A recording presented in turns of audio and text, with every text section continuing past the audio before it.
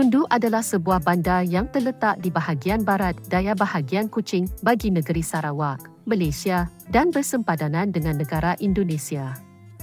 Suatu ketika dahulu, Lundu merupakan kawasan strategik suatu kawasan di kawasan perairan Tanjung Datu yang dikenali sejak berabad-abad dalam sejarah termasuk dalam sejarah Majapahit, China dan Sriwijaya.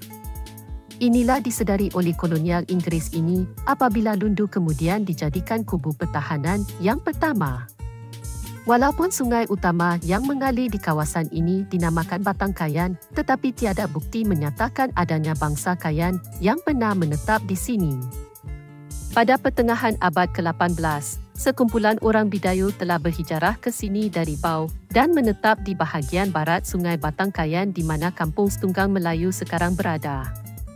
Mereka pernah digelar sebagai Dayak Lundu dan walaupun keturunan terakhir daripada kelompok ini telah meninggal dunia di sekitar tahun 1960-an, kita masih dapat melihat tinggalan pokok-pokok durian yang telah mereka tanam. Menurut cerita mitos, nama Lundu diambil daripada nama ikan kecil, iaitu ikan lundu yang ada di Sungai Lundu, iaitu sungai yang mengalir turun dari Gunung Gading.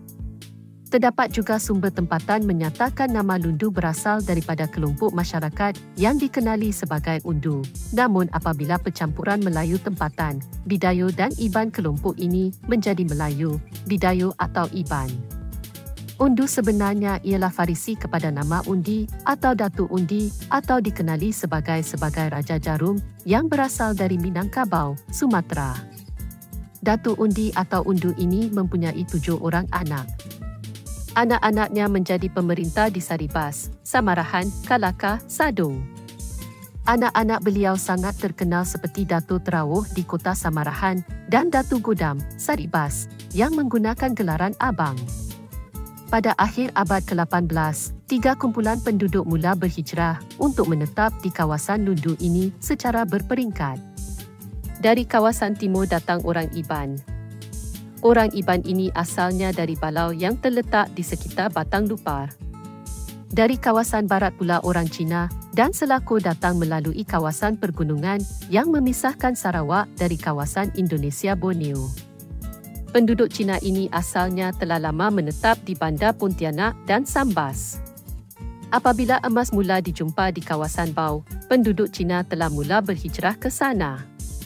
Dari barat ini juga tibanya bangsa Selako atau Selakau. Bangsa Melayu juga mula berhijrah ke sini dari Kepulauan Natuna.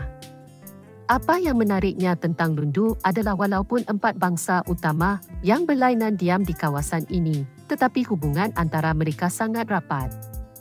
Pendekatan sikap yang tidak mahu bersaing sentiasa diamal untuk menghasilkan kehidupan yang baik di kalangan mereka. Lundu mendapat bekalan air dan elektrik dari Gunung Gading pada awal tahun 60-an.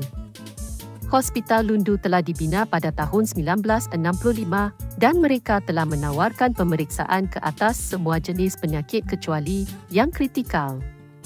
Hospital ini telah dibekalkan dengan klinik gigi dan pemeriksaan ultrabuni untuk wanita hamil. Sehingga tahun 1968, pengangkutan ke Lundu hanya menggunakan kapal sahaja. Dan pada tahun 1968, jalan dari Bau ke Lundu telah siap dan bermulanya perkhidmatan bas bagi memudahkan hubungan antara Lundu dan luar.